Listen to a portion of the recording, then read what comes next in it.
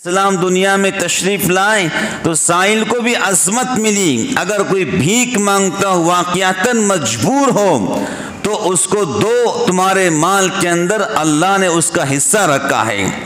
हुज़ूर पाक अलैहिस्सलाम दुनिया में तशरीफ़ लाए तो यतीम को मकाम मिला, यतीम को रहमत मिली, यतीम को बरकत मिली।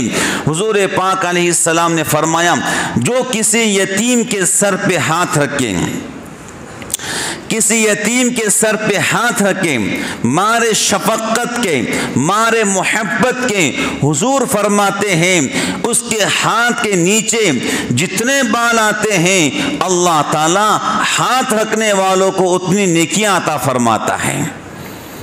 यतीम के सर पे हाथ रखना, बाल को तो कोई गिन नहीं सकता, गिनना बड़ा मुश्किल काम है। अल्लाह के महबूब फरमाते हैं जितने बाल तुम्हारे हाथ के नीचे आएंगे अल्लाह उतने आपको नेकियां अता फरमाएगा। यतीम को मकाम मिला, यतीम को इज्जत मिली, वरना दुनिया के लोग यतीम को गिरी हुई निगाह से देखते थे, यतीम को गिरी हुई निगाह से देखते थे, यतीम को मैली निगाह से देखते थे। लेकिन हुजूर पाक अलैहिस्सलाम दुनिया में तशरीफ़ लाए तो यतीम को भी इज्जत मिली है। वाक़या है मदीना मुनव्वरा का,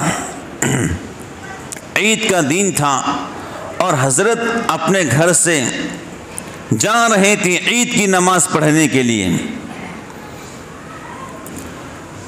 और साथ में थे जन्नत के सरदार हसन हुसैन रज़ियल्लाहु अन्हुमा। नाना जान की दोनों उंगलियां दोनों नवासों के हाथ में चल रहे ईद की नमाज़ पढ़ने के लिए।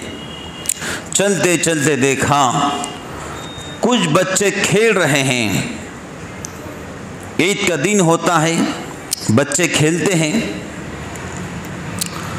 तो मदीना मुनव्वरा के बहुत सारे बच्चे खेल रहे हैं। एक बच्चा है, उसका नाम बिशर है। उदास कपड़े, मैले कपड़े, बिखरे बाल, आँखों में आंसू, चेहरा गंदा। हज़रत रसूलुल्लाह सल्लल्लाहु अलैहि वसल्लम, कभी ज़िंदगी में ऐसा हुआ हो कि कोई पुरसाने हाल बैठा हो और आप उसकी खैरियत पूछे बगैर वहाँ से गुज़र जाएं? कभी ज़िंदगी में ऐसे वाक़ियात आपके साथ में नहीं हुए। कोई पुरसाने हाल दिखता तो रुक कर खैरियत पूछते, क्यों परेशान हो? जब वो अपनी परेशानी सुनाता, जो कुछ हज़रत कर सकते करने की कोशिश करते। गुजर रहे थे, वो यतीम बच्चा बैठा हुआ था। कहा, भाई क्यों बैठे हो?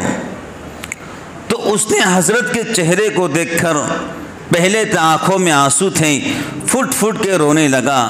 हज़रत भी नीचे बैठ गए और हज़रत रसूलुल्लाह सल्लल्लाहु अलैहि वसल्लम ने, हदीस में आता है कि आप घुटनों के बल बैठ गए और उस बिशर को करीब किया, पूछा, बेटे क्या बात है, सारे बच्चे खेल रहे, तुम क्यों नहीं खेलते हो?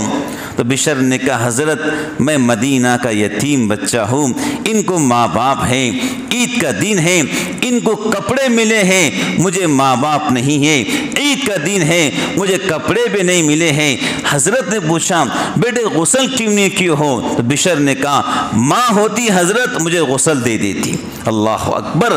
तो ये गम के बादल बिशर के ज़बान से निकले, हज़रत ने सीने से लगाकर खुद भी रो रहे हैं और बिशर नामी बच्चा फुट फुट के रो रहा है।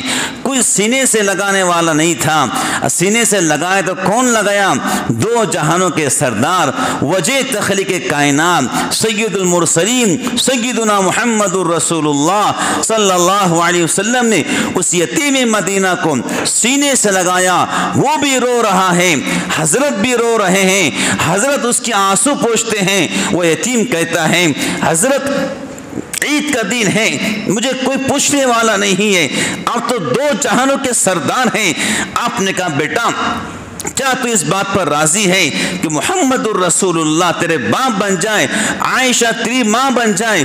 वो यतीम को यकीन नहीं आ रहा था, उसके आंसू और निकलना शुरू हुए।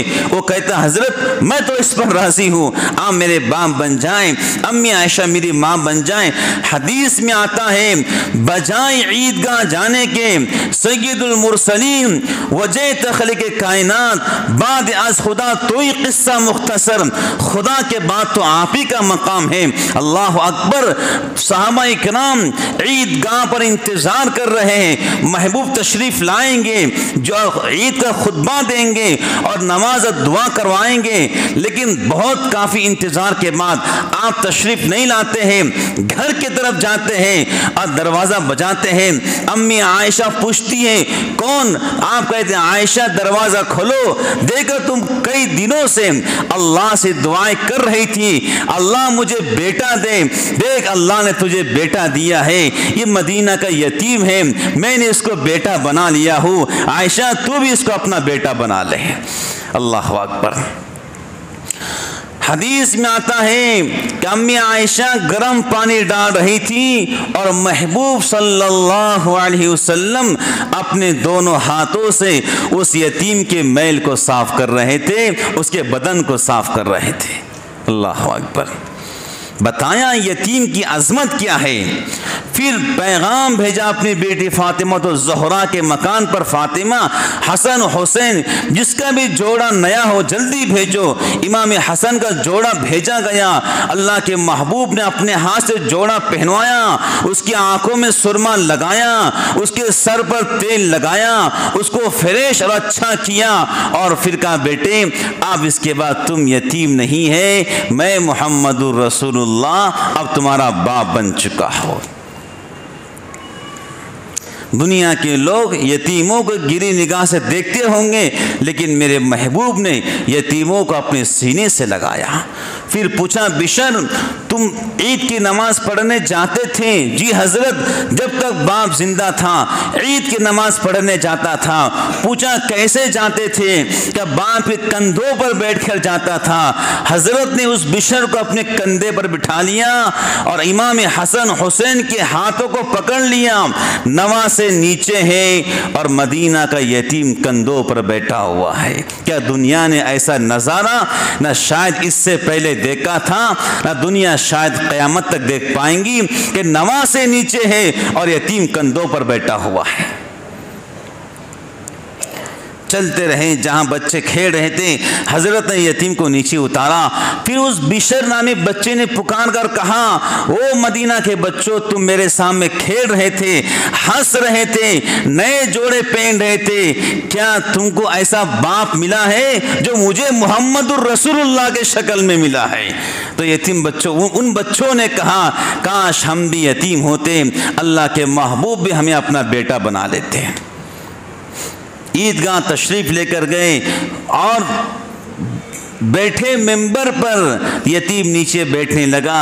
हजरत ने कहा बेटे आओ मेरे दोनों कदमों के बीच में बैठो। फिर खुतबा दिया और फिर यतीम के सर पे हाथ रखा। कहा जो यतीम की किफ़ालत करेगा, जो यतीम की खिदमत करेगा, जो यतीम पर अपने माल को लगाएगा, वो और मैं जन्नत में साथ में रहेंगे। फिर दो उंगलियां अपनी यूं की सहाबा किराम के सामने, वो और मैं जन्नत में यूं साथ में रहेंगे। यतीम को मकाम मिला है। हज़रत नबी पाक अलैहिस्सलाम के दुनिया में आने के बरकत से